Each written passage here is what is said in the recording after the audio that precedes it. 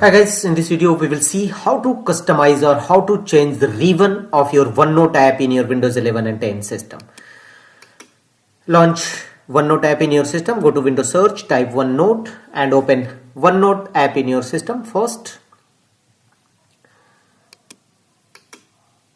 OneNote app is now open. Here from the top menu bar, right click on any blank space of your top menu bar. Simply apply a right click on it, any blank space,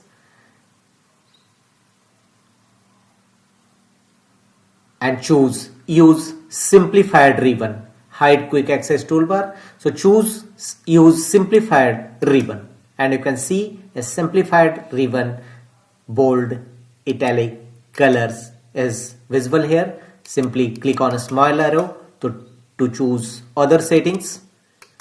Here you will find classic ribbon and you will find